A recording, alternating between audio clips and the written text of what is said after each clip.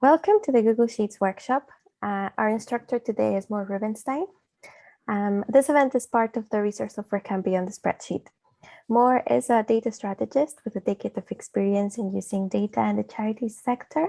She has led data culture work at Parkinson's UK, 360 Giving, and the Open Knowledge Foundation. She is an advocate and a researcher of open data, feminist data, and open government. And she is also the founder of Open Heroines, which is a community of women in civic tech, open data, and open government. Thank you for this, Selena. So hi, I'm Mor. Selena introduced me, but also in my core, I'm a data analyst. So I guess I can just show you stuff that we're doing at work.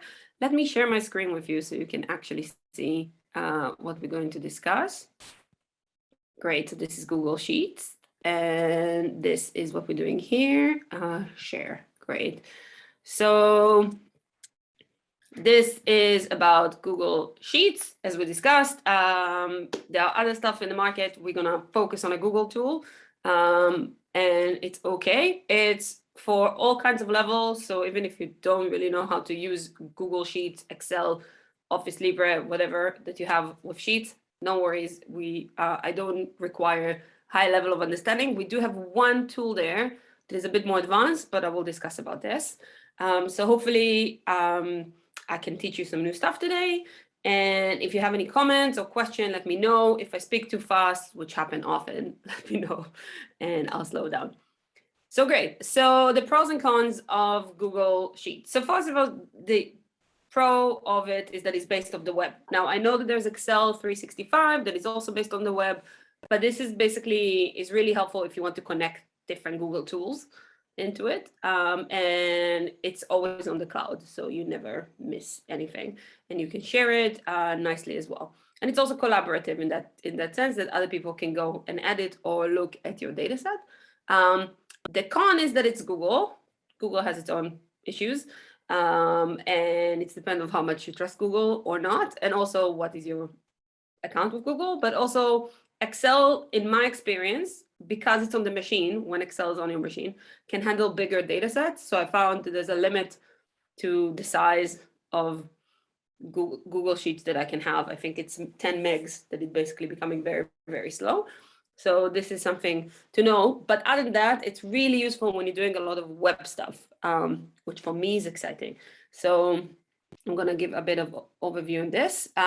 So the session will focus on features that are unique to Google Sheets. So I'm not going to teach anyone here pivot tables or how to basically filter. No, we're just going to look at unique features that maybe can help you in your work that you can't do in Excel properly.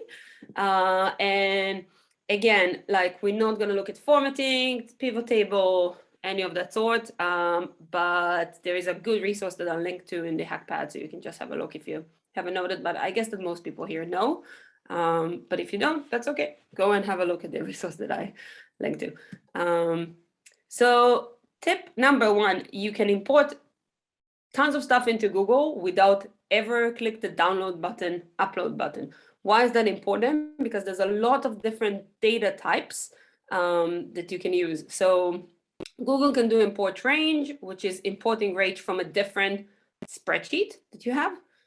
It can import feed, like RSS feeds from the web. So for example, if you're working in climate and you want to know what was the temperature in a specific day, actually the DEFRA, which is the Ministry of Environment, publish this in a feed. So you don't have to go and download the feed or to do any complicated code on it. You can just download it. You can import HTML, meaning you can literally import a table that was published on HTML on any type of page.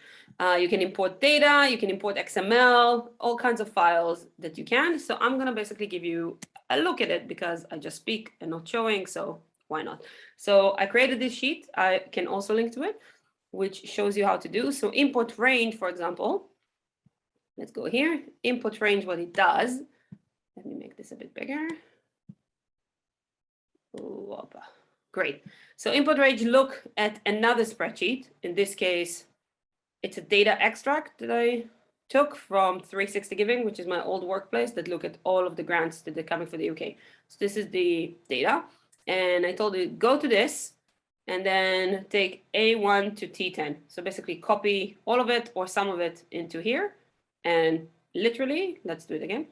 Let's say that I don't want T10. I want, I don't know, only D.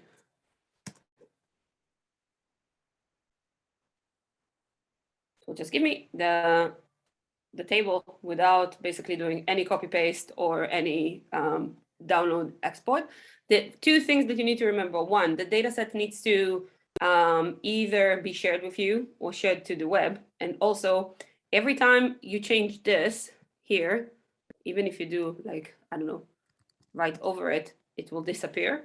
So if you want this data to keep somewhere, I will recommend to copy paste it to a different sheet to make sure that it's like a value, like copy special paste rather than just paste. So you have the data. But this is one of the ways that you can do if you have multiple even sheets or multiple spreadsheets that are different people. You can basically just play with subsets of data by putting the address that you have of it from a Google sheet and the range that you want. Also important, always use double quotes, not one quote. We'll get to it in a second. So this is one example of how to do the feed. Second example of import feed, which I find really interesting. So you can go to an RSS feed. RSS feed is a feed that basically usually tells you what's new on a website. In this case, I went to CNN because they still have one. Not a lot of websites still use it. But CNN has one in the international edition, and you can see that they basically write all of the headline that they have in the feed. And if you want to basically do any research about RSS feeds or other feeds that you know, you basically write import feed, very simple. You put the link of what you want to have, and it will give it to you. So if you see, I've done it like an hour ago. So this was the latest one that they put. But if I'll redo it, let's do it again. Oh, come on. Let's see what happened if I delete it. Great, and now I will return it. You see that Kevin Durant is now the latest one that was on the feed. So you can definitely use it if you have like something on the web that is keep updating, but it will only give you the shot of what is updated from the time that you imported it. So it's not going to do live. So that's the second part. Third part, which is most relevant to a lot of scientists, is that a lot of authorities are doing feeds in XML format. Personally, I don't like XML as a data scientist because it's a very awful, like old school format to use data. So here is how it looks in DEFRA. So you have it here. So that's, for example, DEFRA air pollution forecast. It's really nice. Then it actually tells you that you can stay up to date and you can take the latest measurements. That's great. That's how an XML feed look like. That's the XML of it. Like you can see the name of the title, where is it from in the last hour, how much it had. But then actually as a data scientist looking at the XML feed is really annoying. You have to use a packet in Python named Beautiful Soup. And that's always full of like a lot of bugs when I do it specifically. So having Google literally take it down for you and just do it in a line was really mind-blowing for me. So if you can see here, I took this RSS feed, what we saw just now, and it literally put it in a nice table for me. So the only thing it didn't do is the headers. So you'll probably will need to add them yourself, but you can actually see the location and current pollution. To be fair, it didn't do it like super well because like the XML itself is not written well. It had put the location and the current pollution in the same tag. So you will have to clean this a bit. But I think compared to other stuff that you need to do in XML, this is like amazing because before that, I had to do tons of work in order to clean it up. So if you ever have an XML feed on your work, just to let you know, Google saved you tons of time. And other stuff that you can see is import HTML. Now, you will ask yourself, why do I need an HTML? HTML is a lot of stuff that is written down. So the answer is that sometimes you have tables in HTML that you would like to basically download and do some work on. It's very relevant to a lot of government sites that are still putting stuff in tables that are on HTML rather than anything else. So if you see my screen, you can see that this is a blog post with 360 giving. I don't want all of these, but I do want, you go down, this table. Now you can say more, you can do copy paste and it will bring it to you. You're right, but Google can also do something else. You can give them the HTTP and then say table and then the number of the table. In this case, it's 1, it's the first table. Like if you have multiple tables, you have to count them on the page and do it. But once you've done that, it will give you the whole table into your spreadsheet without doing anything, copy paste or anything. It's just like really nice. So it's really like, I guess in this case, this is a very small one, not that useful, but if you have like someone that publish tables in mega big, like in an HTML file and they're really big, you can actually download them here. Doesn't happen often, but I still see them in the wild. So this is something to know. And where's the import data? So import data, it's really nice. It basically says, here's a CSV, just like instead of me downloading it and uploading, here's the address, just give it to me. So in this case, I went, can I find the one that I found? No. Cool, let's do it again. In this case, I went to the Scottish NHS data and I look for a data set. I can show you what I've done one-to-one. No, what have I done? So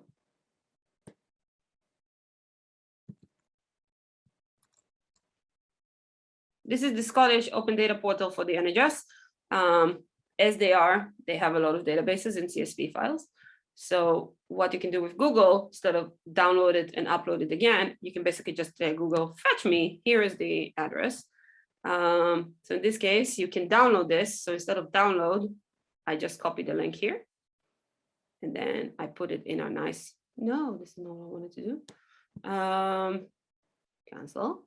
I don't want it in my machine. I only want it in Google. So I just told Google, here is the link, just fetch it to me. And no, I don't want this.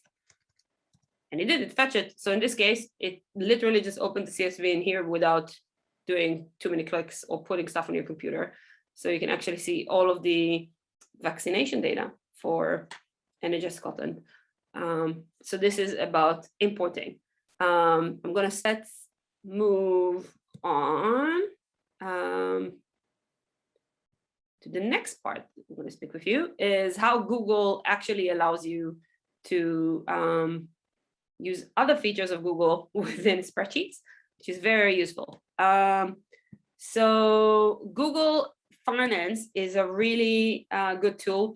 Google specifically collects a lot of finance data in the Google Finance product. So if you're working with finances or stocks, or you actually just have a project that you need to exchange rates. So for example, you got a grant in dollars and you want to know how much is it in euros or pounds.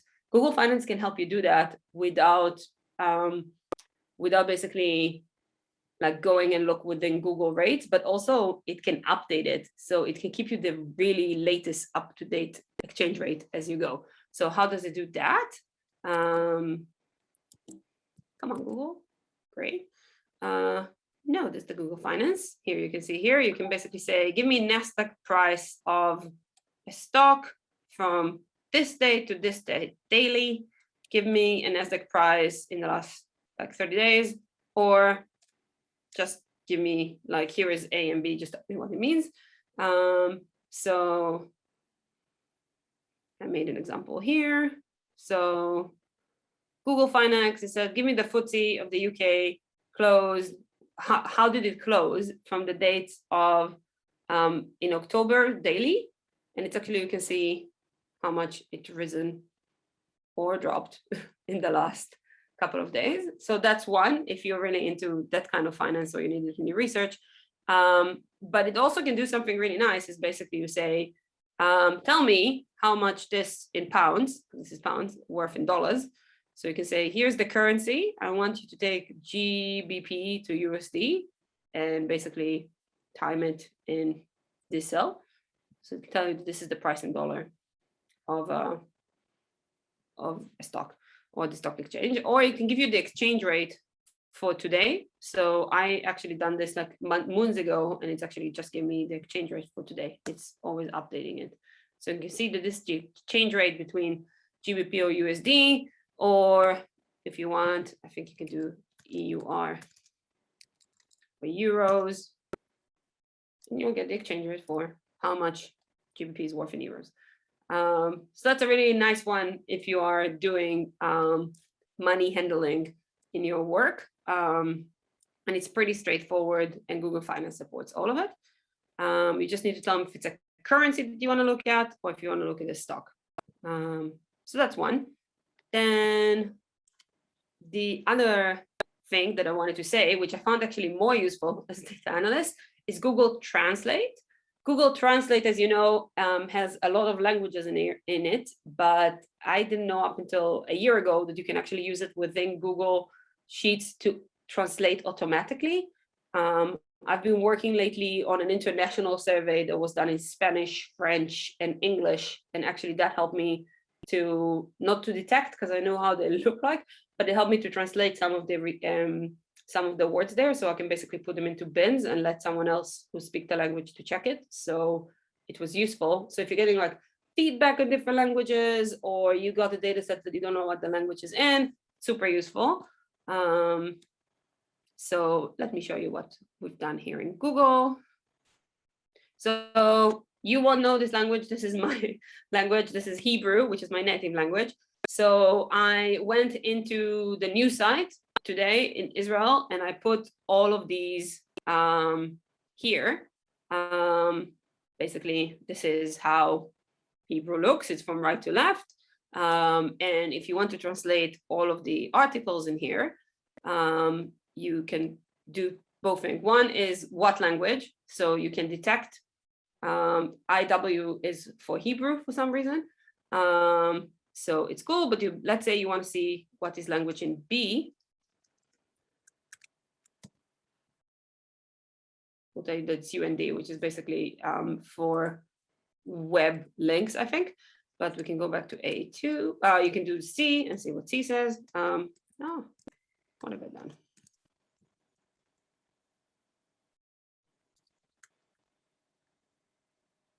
That I don't know what it is, but you do have a table in Google to tell you. But let's do A2 again. That is Hebrew. And then it can actually translate it. So you can say Google Translate A1, IW, which in this case, Hebrew to German. But I don't know how many people speak German here, so let's do it to English. So it will tell you that the chairman of the Israeli Bar Association, we must not be completed with a state of public official required for security. That sounds really weird, but it's actually one-to-one with what it says here. So it's actually translate in a second, which I found really useful when you have a mix of languages in it. Note, it's still Google Translate, so you always have to have someone who speaks the language probably go over it and see that there is no mishaps happening within it. So that's something I think that every analyst knows, that like you always need to make sure of what you've done. You don't trust the computer too much. But I think this is pretty cool if you just want to have like an easy translator to basically verify some of your stuff, but not completely. So that's around Google Translate, which is fab. Now, another key feature that I guess a lot of people don't know about Google is that you can actually create a form straight from Google. So a lot of people that I know go to the Drive and then they go to Google Form and then they create a form. And actually you can do it straight from Google into a current sheet, like spreadsheet that you have. But you can also build apps using it, but we're not gonna cover it today, but I can show you again in Google. No, not the query one. So this is lovely. This is the form that I already built, but in order to get there, I said insert. Bear with me because Google changed their UI the other week. So formats, tools. Yeah, here. Tools, you see, they changed. Tools, create a new form. You can actually just click here.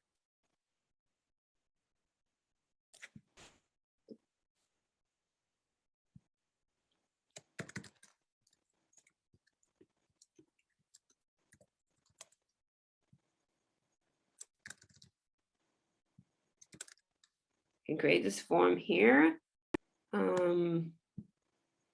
Yeah, that's it. You can basically see this in responses then. Settings, you can make it a quiz, responses, where is it in? And then you can go back here and you will see it.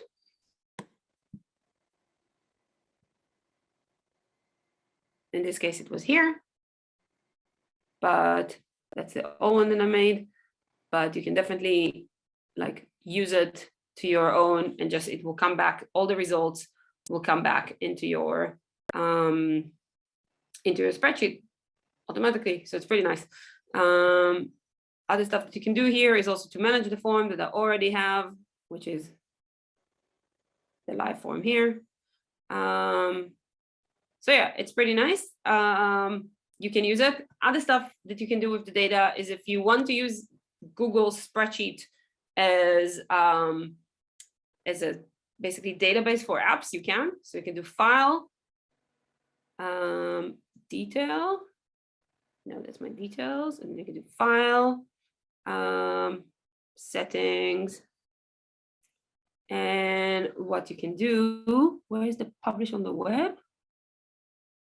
Sorry, I tried to look at everything that I've done this week before, but oh yeah, sorry. Share.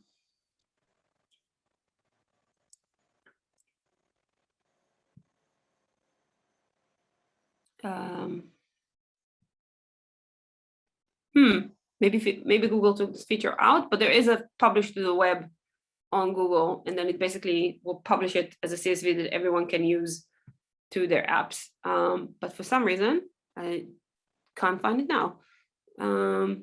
Here it is. Share, publish to the web, and it will give you a link for your whole Google. Let's publish it.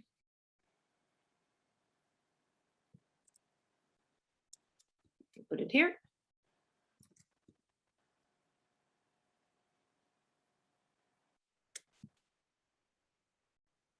You can see it on the web. So either if you want to share it with people or if you want other people to build apps on top of your Google, or you can even build a website on top of Google Sheets. But there's also other stuff that you can do with extension, like AppSheet, like create an app just by using Google Sheets. But I'm not going to cover this today. If you have time later, have a look at the different stuff you can do. And then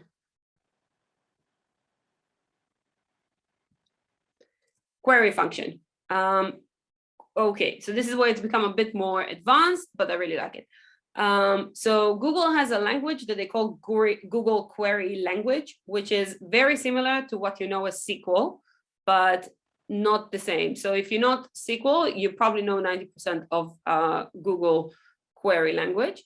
It basically allows you to use any Google Sheet as a SQL dataset.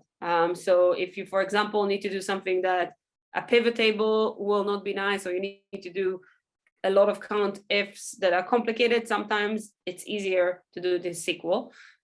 There is a whole development, basically documentation here of how to use it. It's really, really simple. It allows you to understand what to do and the syntax.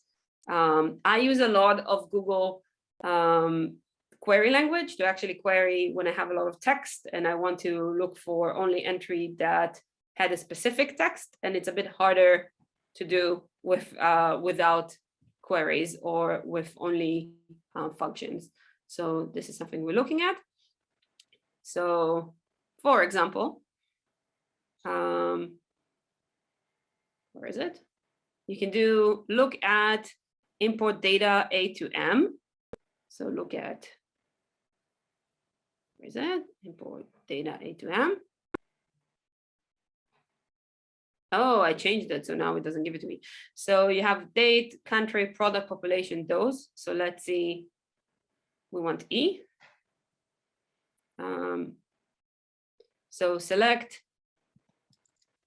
A, B, A, C, let's say, where D, where age, no, let's do something else. We're doing it live. Where number vaccinated is bigger than 12, let's say. So number vaccinated was actually what column? So column F, where F, let's say F is bigger than 1,000. So now what it did, it says, okay, I'm going to give you here A, B, and C, and where we know that, again,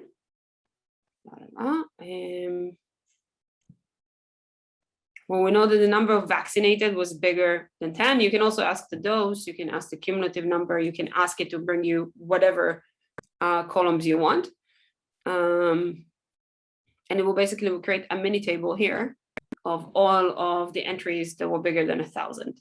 So this is very nice if you want to do like a quick calculation or like a subset of a data. And even though I said that it's SQL, it takes literally an hour to learn how to do this. I would really recommend of having a look if you are having this complicated functions that you don't know what to do. A lot of the time it will be easier to do it with this. So this is on numerical values. Query also allow you to select based on words. So it's really nice. So in this case, we went to import feed. When I've done it, there were a lot more of COVID related stuff on the news, but now it's not. So anyone has a specific word they want to check from here? Selena, do you have a specific word you want to look for in the CNN? Just having a look. I thought maybe country because I saw a couple, but it might just be one. Let's see. Great. Yeah, this will give you all of the entries that had the word country in them. I think someone said maybe F, the letter F. Where here? I'm not sure. No, that will give a value. I think the letter F was for earlier.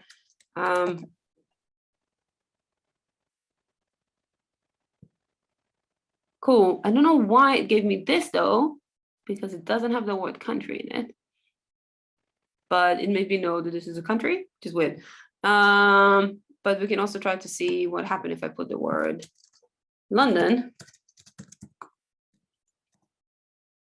Oh, didn't find London, which is weird. Did not happen to me before with this. What happened if you're looking for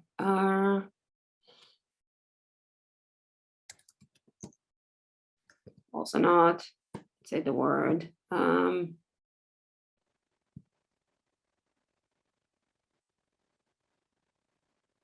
simple fit 2 world. What happened if we did the word world?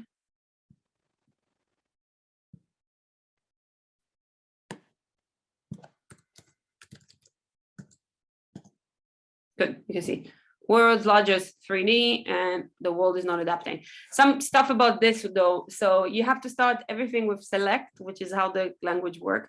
But if you remember, I told you that usually Google functions like to have double quotes. when it's come to actually say specific words, you can't do double quotes because that will confuse the algorithm. So you need to do single quotes for a word. But you can also say, for example, multiple words, or let's say Kevin. Here, this is where I'm getting confused. So I need to say, or D contains Kevin. That can give you Kevin Durant as well. So you can be as creative if you like to look for specific word or specific phrases. So you can use the contains. The Google query explain here how to use it with contains as well. And it can also allow you to do, basically, if you're looking for something with specific string, but not the whole string, it can do it by that. Where is it now? You can limit the amount of things that are coming back. You can label them. But here. So this is about matching. So you can also say, you can also bring in a part of something, even if it's like not the specific, but you can also look for suffix or like. You can say, give me something to do like FRE, and everything that will match after that, it will bring FRE, Fred, or Freddy. So you can play with it a bit more if you're doing some stuff with languages. Again, it's like a nice thing to have when you're looking for more than one word. But if you need something more advanced than that, I will recommend to do some more machine learning around languages. So this is not something that you need to use lightly. And in general, it's not good to have Google as your database for like really big data sets, because if we all remember, the NHS, for example, used an old version of Excel to save some stuff, and it was like limiting. So just remember that if you're using it as your primary data set or data source, and it's really big, you might want to look also for alternatives to make sure that you don't miss anything, or that it doesn't become too big to compute on Google Spreadsheets, etc. So that's about it. And then publish to the web, I just showed you. You can basically just publish it, and every application can basically take the data from Google and do it. I actually created once a map. People put where the areas that they're having an event, and the whole website, just look at it from the map. And then you have the Explore tool. That is pretty nice. If you are not very data savvy or you don't have time, fear no more. Google create this here, which is the Google Explorer. So let's go, for example, to, let's go to something that's not import data, because there was a lot of data here. If you click on the Explorer, Google will give you all kinds of suggestions to already made up pivot tables and summaries that they thought about. For example, cumulative number vaccinated for each age band, or average of number vaccinated for each dose. Not all of them are making sense all the time, because this is not like a person, but you see it's already created the pivot table of the product and the average of number of doses. Or sometimes create this really weird graphs. But if you tell them, for example, sum of cumulative by age, it will give you this: how many 16 and over, how many 18 and over, 14 over, and all vaccination. So you can literally ask your question, and it will try to solve it for you without any code or function. So if you haven't tried it before, I do recommend. You can also have it in a chart, see? So it's pretty neat. So yeah, it lets you play with the data. If you have time or you don't always know how to do the functions, this is for you. Then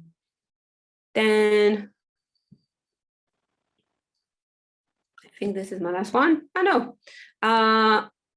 You can use it as the base to Google's Data Studio. So Google Data Studio is an app that Google created for Google AdWords. And the idea was to basically help people to know how to price their ads in Google. But it actually became now some kind of an equivalent to Power BI or Tableau, which is like the big BI system to help you make dashboards or see something in live. So Google actually let you do that now. You can basically connect any spreadsheet to that you have on Google Sheets to Google Data Studio, and it will create like really nice visualization for you, and will keep it up to date. So if you put something in your spreadsheet or you update it, it will update it automatically in Google Data Studio. So I'm just trying to see, where is it? So Google Data Studio, it's here. Many tutorials as well how to use it, but if you're looking for something that will give you nice visualizations, you can always use it from here. You can use it for any type of spreadsheet that you have. You can just do report, or better, you can add data sources here, and you can basically just create anything from report data sources or Explorer. So you can say, please get anything from Google Sheets. Then you create really nice visualizations. So I'll just show you.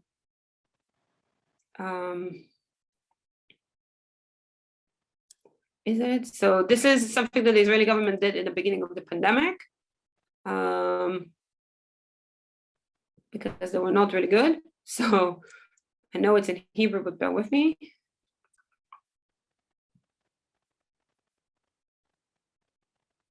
Cool. So basically this says what area is this, how many tests, how many positive tests, how many quarantine, how many tests per 1,000 people, how many positive tests per 1,000 people, and quarantine people for 1,000 people.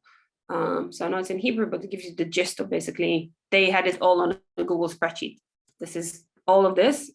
It looked nicely, and you can actually filter nicely. It's all come from a Google sheet at the back end of this. So I'm always pretty excited to show what you can do really quickly if you want. So that's about it. Yeah, and I guess this is everything that I had to show about tricks and tips and tricks. So I guess we have like 15 minutes if you have any questions or something you want to share, or I spoke too fast and you want me to reiterate something that happens often, because I do that, sorry. So let me know.